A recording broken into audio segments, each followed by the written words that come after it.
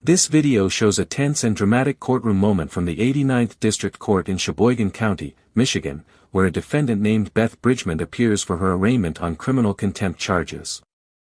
Right from the start, the situation becomes intense as she challenges the court's authority and presents arguments commonly associated with the sovereign citizen movement. Throughout the hearing, Bridgman repeatedly interrupts the judge and insists that she is a living soul, rather than a legal entity, claiming that common law applies to her instead of standard legal procedures. She questions the court's jurisdiction and refuses to fully cooperate, creating a difficult situation for the judge, who remains calm and focused on keeping the proceedings on track. Despite the disruptions, the judge continues with the arraignment, formally enters a not guilty plea on her behalf, and carefully explains her rights.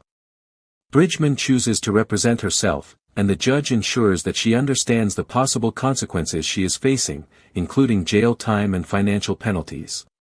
As the hearing progresses, the judge considers her past behavior, especially her failure to appear in court previously. Because of this, a $10,000 cash bond is set to ensure she returns for future proceedings. The courtroom tension remains high as the judge finalizes the next hearing date and instructs her to come prepared with proper legal arguments. Overall, this video highlights a serious courtroom clash between legal authority and unconventional beliefs, showing how the justice system handles challenging and disruptive defendants while still following due process. And for preventing the defendant, Seth Flores, from meeting with the Michigan Indigent Defense Commission attorney prior to his arraignment. We scheduled that for a show cause hearing on December 20th. You did apparently appear in the courthouse that day and turned in a copy of the show cause cut into strips with the red lettering on it says your offer to contract is not accepted, and then you did not appear at that show cause hearing. So therefore I signed a warrant for your arrest for that non-appearance. So that warrant alleges that you are in criminal contempt for failing to appear at that show cause. So failing to appear for order to show cause on Wednesday, December 20th, 2023 at 11 a.m. for preventing defendant Seth Miguel Thomas Flores from meeting with MIDC attorney prior to his arraignment. So those are the two contempt citations pending against you. You have the right to have a hearing on both of those allegations, where your contempt would need to be proven beyond a reasonable doubt. You have the right to present evidence in your own defense and cross-examine and challenge any of the evidence presented against you. You have the right to an attorney. If you qualified and requested, you have the right to an attorney appointed at public expense. The MIDC provides an attorney for your arraignment today, just as a courtesy and as required by a statute. MIDC? Michigan Indigent Defense Commission. You also, of course, have the right to represent yourself. Do you know? Well, first, do you comprehend the penalties? Oh, I'm sorry, I didn't tell you. So both those contempt citations, if you are found to be in contempt or you admit to being in contempt, you could be punished by up to 93 days in the county jail and or a fine of $7,500 or both. That's the State Attorney General's office. I was still on the phone with her. I had filed the paperwork at 9 o'clock. She called me at approximately 10 o'clock. I was still on the phone with her till after 11 o'clock. And she told me that you could not issue a show cause because I was not under bond. Now I understand you have just precluded all of my common law rights by forcing me in the back door into your jurisdiction on this side of the court. And I know that this is not what was on the original document in its entirety. So you have amped up the charges based on the fact that I failed to appear, but I believe already. Hang on, Mr. Villanueva, please stop. I don't want to have this be an argument between you and Mr. I guess I just like to, state that. Well, I think we need to back it up. Pleading not guilty to both of those, and that she would like to request a hearing, that she would like to represent herself at that future hearing. No, that all of my rights were strongly impinged upon for even when I never failed to appear. Okay. We're gonna have a hearing where you. She was working, Okay, okay, okay, you're gonna get your Mr. hearing. Villanueva, No, I this direct you to is- stop thank you. arguing with Ms. Bridgman. Okay, I mean, it's a pretty serious thing to have to spend the night in jail, to be brought in handcuffs and everything else. When I was not being belligerent in that regard, she told me that it was not an authorized show cause. All right, if she told you that, she didn't have the authority to do so. But anyway, that's for the later hearing. So Well, she today's was purpose is investigating, okay. Today's purpose is to advise you of the 2 contempt citations.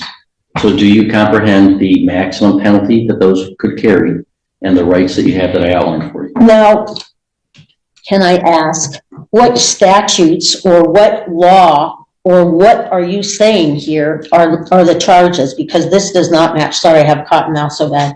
This does not match what the previous document was that you sent to me. And I have a picture of it on my phone, but my phone's not with me. Okay? It does not say. I've told you the charges. I don't have to answer further questions about that from you. Do you understand the rights that I listed for you and the penalties? Why have they changed, I'm Judge not Becky? answering that question. Can the prosecutor? No, Why? I need an answer to my question. Do you understand that? So you said you want to represent yourself, right? You wish to represent yourself and not have an attorney represent you? Yes, I Okay. do. If you want to do that, I must establish that you know what the penalties are and what your rights are. And I have to establish that you're not going to be disruptive to the court. If you refuse, So are those? then I'm going to appoint I'm not an attorney for refusing. you. Okay, then I would appoint an attorney for you and you'd not be able to represent yourself. I know, I listened to that with Trevor's case. All right, so understand. Up to that. Okay, but I don't even understand what the charges are. Okay. And do you have any questions for me about any of the rights that I listed that you have to have an attorney and have a hearing and present evidence? Do you have any question about any of those rights? I have a whole question about the whole context of everything today, Judge Gothier. It's really quite simple. When you have an order to show up for court and you turn in a cut up piece of paper of it to say you're refusing to attend, that this is what happens next. That's pretty simple. Oh, did that offend you? No, it did not offend me. It was a contempt of court. It's a It's common law not about thing. anybody's personal feelings. It's about the authority of the court to compel appearances, and you did not appear. So I do believe, based upon your answers, that you do understand the maximum penalties that you face and the rights that you have. So Ms. Bridges, we'll schedule this for a hearing where the prosecutor will present evidence, and you can present evidence in your defense. If you want to have an officer come testify on your behalf, you can certainly do so. I would like to request a trial by jury. There is no right to trial by jury in a contempt matter. So Oh. that request would be denied. Okay, so then there's no chance to understand what you're charging me with prior to this hearing. We violated here. Well, that's not required to be on a contempt citation. I've told you what the allegations are. If you want me to read them to you again, I will. I'm not Okay, gonna argue and about what and they the are. contempt charges that you're saying have changed from the first time. No, there are 2. One is the contempt for unauthorized practice of law and preventing Mr. Flores from meeting with his MIDC attorney prior to his arraignment. The second one is for failing to appear for the show cause hearing on that contempt. So I only show one now, What is Okay. what one do you have? and this is preventing. And how did you arrive at this at a later date than to issue a bench warrant? Mr. Villanueva? there's 2 items checkmarked here. This is after the fact, so then you added a different charge than the previous one about the same date. Ma'am, he read 2 charges. There's 2 charges marked here. Excuse me, thank you. Okay. So the first one was that I was practicing law. That was the first one. That's the show cause that you say I failed to appear for. No, it was contempt for unauthorized practice of law and preventing Defendant Flores from meeting with MIDC attorney prior to his arraignment. That was on the original. No, I have a picture of the original one. This is why I'm not sure. Do you have a copy of that show cause in front of you right now or no? This one, Would you generally like to see what she has But- here? I just, so if okay, you don't. so how do I defend? Hang on. If you do not have in front of you right now a copy of the first show cause, I'm happy to provide a copy to you. So how did you arrive at a second show cause? Because you didn't show up. The second show cause is for failing to show. But I wasn't on bond. So both show First show cause. December 20th. No, the December. Sorry, that was before the December 20th. Sorry. You may view this document. This is out of the court file. You may view it and then So- send it back. Judge Gothier, do I have any other recourse to clarify where I was on that day and the information that I was going off of by your own investigator? You do. You do. And Okay, that is a hearing date. Today, we're going to schedule a hearing date and you can present that evidence at that time. and how will the hearing affect a trial by jury As I told you, there is no right to trial by jury for in a contempt charge? So I Oh, can so schedule this is a perfect, nice little tidy package for everything. I did it without the other witnesses that I had in my presence at the same time. I could schedule this for the afternoon of Thursday, January 25th. Then that gives you 3 weeks. Thank you. So we'll schedule this for a contempt hearing on both allegations of contempt on Thursday, January 25th at 2 p.m. And do I understand correctly, you do not wish me to appoint an attorney that you want to represent yourself? And then who makes the decision? You make the total decision then? Well, no, first you make the decision whether you want to represent yourself. As long No. as I'm convinced that you're doing so of your own free Okay. choice, that you understand what's going on and that you're not going to be unduly disruptive, then you'll represent yourself. So what am I allowed to do at the hearing to defend myself appropriately? You're allowed to present legal arguments. You're allowed to present witnesses to testify under oath, Okay. yourself or any other witnesses that you bring with you. If you want to subpoena a witness, if you're representing yourself, you can't issue a subpoena without the court's signature. An attorney can issue a subpoena on their own. So If I you want can't to subpoena subpoena them. somebody, what you would do is you go to the court clerk, they give you the paperwork, you'd fill out the subpoena. They would give it to me to review. And if it looks like it's reasonably, connected or relevant to the case, I would sign the subpoena and it would be given back to you for you to serve upon the person to compel their appearance. I did not even get to watch the video that day because I was still on the phone with the trooper. And then people told me after I went up for Christmas that there was maybe a bench warrant, that you had issued a bench warrant. But everybody looked for it online at VineLink and couldn't find any bench warrant. So I was not trying to. I thought that trooper had told you what she told me, that I wasn't on bond, so I couldn't have a show cause. Okay, well, that's all going to be sorted out at the hearing. Okay, we don't have to sort all that out today. Well, that's a lot of overnight in being arrested downtown and everything for a misunderstanding that I would like to, Mr. Richmond, I mean, okay, I get it, You're not Judge Gothier, I know what happened, You're but not fooling me. I've got the show cause that you apparently cut up into little strips and wrote. yeah, but I brought it at, not the codes and statutes. Matters is scheduled for Thursday, January 25th at 2 p.m. I find that Ms. Bridgman is unequivocally exercising her right to represent herself, that she understands the nature of the charges against her, the maximum penalty, and the rights that she has. I find that although she certainly disagrees with the court procedures and processes, which is her right, that she's not being unduly disruptive to the court's business. So the court's going to recognize Ms. Bridgman's right to represent herself at that hearing. Can I ask one question? What are the parameters that you're going to decide is practicing law versus helping somebody maintain their unalienable rights? How would I delineate that in defense of myself? Well, that's a question of that's a question of law that you can research before that day.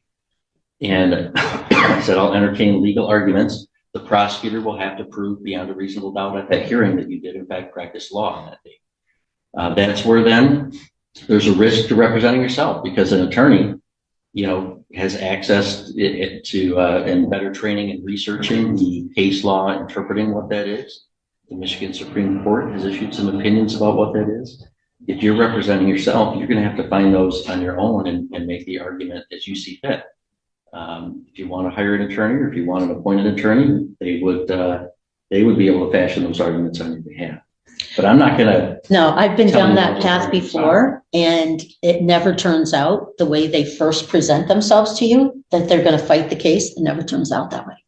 So I'm fully cognizant and aware of that, but I wanted to see what your standard was going to be. it's going to be what the law requires. But I'm not sure which law you're referring to. So I have to research all the laws to determine what this says that is different than the first show cause. Yep, Ms. Richmond, if you want to represent yourself, it's a little bit more work. You're gonna have to- I'm not saying it's not more work. It's also not presented in a way that tells me what I'm really being charged with. Or that anybody has any proof of what they said here. So that's what okay. All right, well, that's what we'll. All right, sort out those thank legal you. Arguments, and the prosecutor will present witnesses at that hearing, and you can present witnesses. As I said, if you desire the court's help in compelling the appearance of any witness on your behalf, Yeah. submit a subpoena to the clerk's office that I Right. would review. It'd be the district court office Okay. that I would review, and I would issue the subpoena.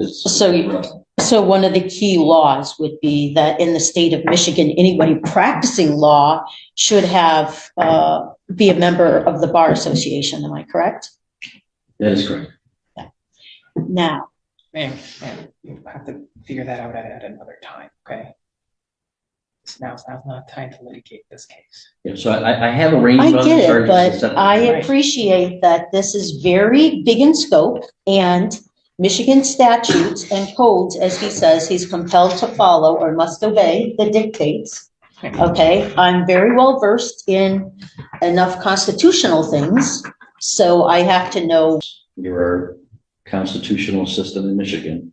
Also, any statutes that were passed by the legislature and signed by the governor are laws that this court and all citizens of the state of Michigan have to follow. So the procedure that was followed here, I could still take up in another manner, correct?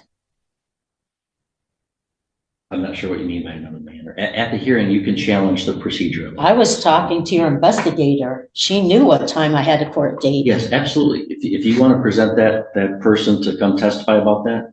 She's not gonna come testify, I'm sure. She's downstate. She might write something. Well, that's up to you, what you want to present. If you're going to Okay. represent yourself, you have to decide how you want to present the case. But I'm giving you the extra time you've asked for. So this is a major judicial review, okay, to decide if anything in our Bill of Rights actually applies to the Michigan code and statutes. You have all the rights in the Bill of Rights. I recognize all those constitutional rights. And most of what I talk about actually falls under common law because it's common that anyone could understand it. All right. That's why it's called common. You set the hearing date. Okay. We'll arraign you on the charges. I'm going to recognize that you are exercising your right to represent yourself and discharge Mr. Villanueva from any further responsibility in the matter. The only other question I have to decide is whether you should be released on your own recognizance or whether you should be required to post a bond before the next hearing.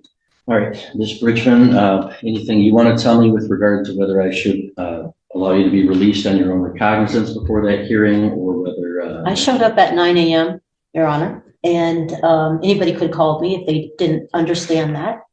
I filed a similar document in Mackinac County and they accepted it.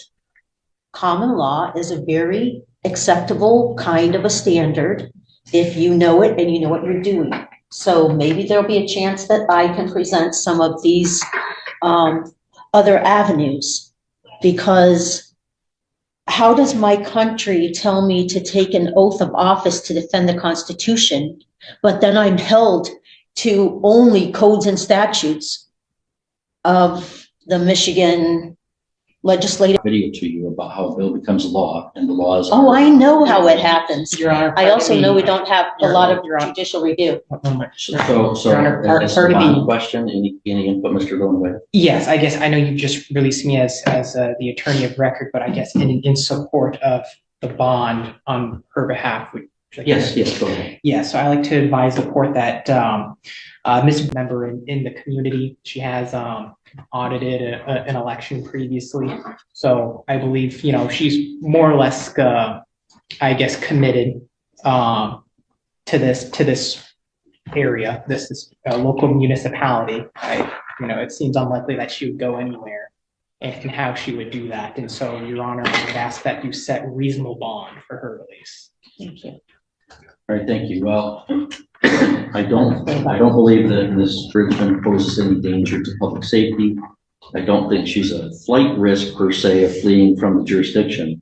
However, I do believe that she's a heightened risk of just flat out refusing to appear, as evidenced by the fact that she cut up the previous show cause into little strips and wrote that she wasn't accepting an offer. Well, they It wasn't didn't, an offer, it was an order sorry, to appear. they didn't And you actually can't have hand it to people me. just refuse to appear on orders to appear by saying, sorry, I don't want to. So I don't think that release on her own recognizance would be sufficient to secure her appearance. So I'm going to set bond in the contempt matter at $10,000 cash or surety the full amount. There'll be no special conditions attached to it, however, just the standard conditions, Ms. Bridgman, that you have to make sure that we know if you change your, we have to know your address, contact information. You can't violate any laws in the state of Michigan or any political subdivision thereof, and you must appear for all court appearances. So the whole bond thing keeps me under your jurisdiction, which I wouldn't have come into your court the same way today, except that you put me in jail, so I was forced to. That's the bond that I've set. So This is the struggle between keeping my oath to defend the Constitution and adhering. I've taken a similar oath, and I believe I'm going to do it today, Ms. Bridgman. So we'll see you on the 25th. We will look at the case law. That's right. All right, we'll adjourn.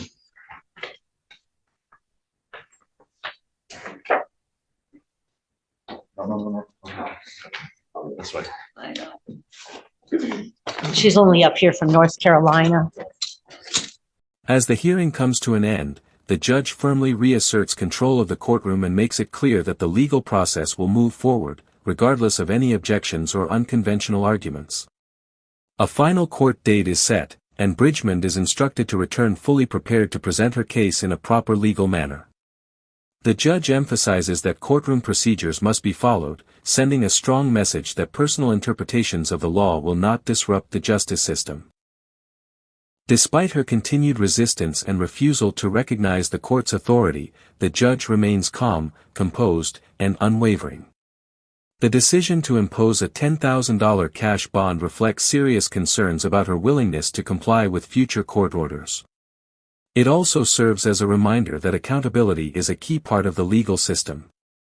The atmosphere remains tense as the session concludes, leaving viewers with a powerful impression of the clash between individual beliefs and established law.